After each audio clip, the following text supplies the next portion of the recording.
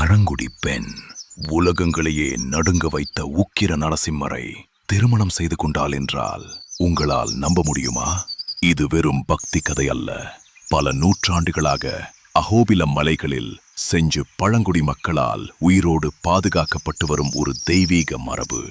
ஆனால் இந்த கதையில் இன்னும் ஒரு அதிர்ச்சி இருக்கிறது. இன்றும் அஹோபிலம் மலைகளில் வாழும் செஞ்சு மக்கள் ஸ்ரீ நரசிம்மரை எங்கள் மருமகன் என்று பெருமையுடன் அழைக்கிறார்கள்.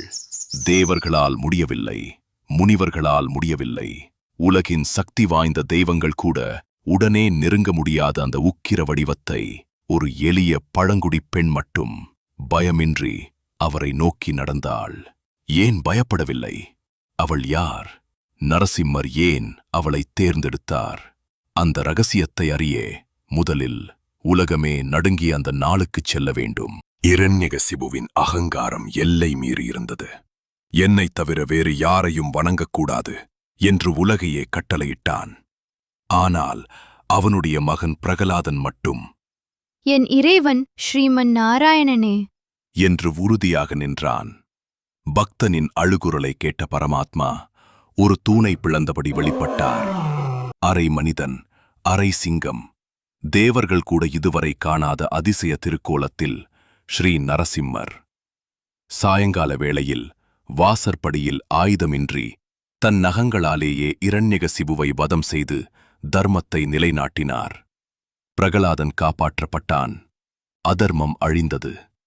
ஆனால் அது முடிவு அல்ல. அதுதான் இந்த கதையின் உண்மையான தொடக்கம். ஏனெனில் இரண்யகசிபு அழிந்த பிறகும் நரசிம்மரின் உக்கிரம் மட்டும் அடங்கவில்லை. அவரது கர்ஜனை மலைகளையே அதிர வைத்தது. உலகங்களும் அச்சத்தில் உறைந்தன. பக்தி மரபுகளின்படி மகாலட்சுமியே கூட அந்த உக்கிர வடிவத்தை உடனே நெருங்கவில்லை என்று கூறப்படுகிறது. தேவர்களாலும் முனிவர்களாலும் அவரை அமைதிப்படுத்த முடியவில்லை என்று பக்தி மரபுகள் கூறுகின்றன. அப்போது உலகம் முழுவதும் அஞ்சிய அந்த உக்கிர நரசிம்மர் தனியாக தெற்கை நோக்கி நடந்தார். அவர் சென்ற இடம்தான் நள்ளமலை. அடர்ந்த காடுகள், மேகங்களை தழுவும் மலைகள், மூடு பனியில் மறைந்த பள்ளத்தாக்குகள், காட்டாற்றின் இசை, பறவைகளின் கீதம், அதுவே நள்ளமலை. பல முனிவர்கள் தவம் செய்த, பல தெய்வீக நிகழ்வுகளுக்கு சாட்சியாக இருந்த புனித மலை. இன்றும் ஸ்ரீ நரசிம்மரின் 9 திவ்ய திருக்கோலங்களால் புகழ்பெற்ற அஹோபிலத்தின் தெய்வீக பூமி. ஆனால் அந்த மலைக்குள் இறைவனுக்காகவே காத்திருந்த ஒரு ஆன்மா இருந்தது. நல்லமலை வெறும் காடு அல்ல, ஆயிரக்கணக்கான ஆண்டுகளாக இயற்கையோடு ஒன்றாக வாழ்ந்த மக்களின் உலகம். அவர்கள்தான் செஞ்சு பழங்குடி மக்கள். காடே அவர்களின் வீடு, இயற்கையே அவர்களின் ஆசிரியர். எந்த மரத்தில் தேன் இருக்கும், எந்த மூலிகை உயிரை காப்பாற்றும், எந்த விலங்கு எந்த பாதையில் செல்லும், எல்லாவற்றையும் அறிந்தவர்கள். காட்டை ஆட்சி செய்யவில்லை, காட்டோடு இணைந்து வாழ்ந்தவர்கள். அவர்களுக்கு காடு என்பது வாழ்க்கை மட்டுமல்ல, அது இறைவன் வாழும் ஆலயம். அந்த மக்களிடையே ஒரு இளம்பெண் வளர்ந்தாள். அவள் பெயர் செஞ்சு லட்சுமி. அவள் அரச குடும்பத்தில் பிறக்கவில்லை, செல்வத்தில் வளரவில்லை. ஆனால் அவளுடைய உண்மையான செல்வம் கருணை. ஒரு நாள் வேட்டைக்காரர்களின் வலையில் சிக்கியிருந்த ஒரு மான்குட்டியை அவள் விடுவித்தாள். மற்றொரு நாள் காயமடைந்த ஒரு பறவையை தன் கைகளில் ஏந்தி காப்பாற்றினாள்.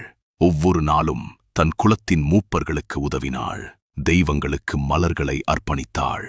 அவளுடைய இதயத்தில் பயமில்லை, அன்பு மட்டுமே. கிராமத்து மூப்பர்கள் கூட இந்த பெண்ணின் மனம் வேறுபட்டது என்று கூறுவார்கள். ஆனால் யாருக்கும் தெரியவில்லை, அவளுடைய வாழ்க்கையை இறைவனே ஏற்கனவே திட்டமிட்டிருந்தார். ஒரு நாள் நள்ளமலை முழுவதும் ஒரு கர்ஜனை ஒலித்தது. மரங்களில் இருந்த பறவைகள் ஒரே நேரத்தில் வானத்தை நோக்கி பறந்தன. மான்கள் தங்கள் குட்டிகளுடன் ஓடின. காற்று கூட நின்றது போல இருந்தது. செஞ்சு மக்கள் அச்சத்தில் ஒளிந்து கொண்டனர். இன்று யாரும் உயிரோடு திரும்ப மாட்டார்கள் என்று நினைத்தனர். ஆனால் ஒருத்தி மட்டும் நின்றாள், செஞ்சு லட்சுமி. அவள் கண்களுக்கு முன் சிங்க முகம், மனித உடல், நெருப்பைப் போல ஜொலிக்கும் கண்கள், மலைகளை அதிர வைக்கும் கர்ஜனை. ஆனால் அந்த கண்களில் கோபத்தை விட அதிகமாக வேதனை இருந்தது. அவள் மெதுவாக ஒரு அடி, இன்னொரு அடி நரசிம்மரை நோக்கி நடந்தாள். ஒவ்வொரு அடிக்கும் அவளை பார்த்த அனைவரின் இதயமும் துடித்தது. அடுத்த கணம் யாரும் எதிர்பார்க்காத ஒன்று நடந்தது. கையில் ஆயுதமில்லை, இதயத்தில் அன்பு மட்டுமே. அவள் உக்கிர நரசிம்மரின் கண்களை நேராக பார்த்தாள். அங்கே பயமில்லை, வேண்டுதலில்லை, தன்னலமும் இல்லை. ஒரு தாய் தன் குழந்தையை பார்ப்பது போன்ற தூய கருணை மட்டும். நரசிம்மர் அவளை பார்த்தார். ஒரு கணம் காலமே நின்றது போல இருந்தது. உலகங்களையே நடுங்க வைத்த அந்த உக்கிர பார்வை மெல்ல மாறத் தொடங்கியது. கர்ஜனை அமைதியானது. கோபம் கருணையாக மலர்ந்தது. உலகங்களால் முடியாததை ஒரு பக்தையின் தூய அன்பு செய்தது. அன்பு உக்கிரத்தை வென்றது. இங்கே இந்த கதையின் மிகப்பெரிய ரகசியம் இருக்கிறது. இதுவரை நாம் கண்ட நரசிம்ம அவதார நிகழ்வுகள் புராணங்களில் கூறப்படுகின்றன. ஆனால் செஞ்சு லட்சுமியுடனான சந்திப்பும் தெய்வீக திருமணமும் அஹோபிலம் ஸ்தல புராணம் செஞ்சு பழங்குடியினரின் பாரம்பரிய மரபு மற்றும் பல நூற்றாண்டுகளாக வாழ்ந்து வரும் பக்தி ஐதீகங்களின் அடிப்படையில் போற்றப்படும் புனித வரலாறாகும். செஞ்சு லட்சுமி ஒரு சாதாரண பழங்குடி பெண் மட்டுமல்ல. அஹோபிலத்தின் தெய்வீக மரபில் அவர் மகாலட்சுமியின் தெய்வீக அம்சமாகவும் பல பக்தி மரபுகளில் மகாலட்சுமியின் அவதாரமாகவும் போற்றப்படுகிறார்.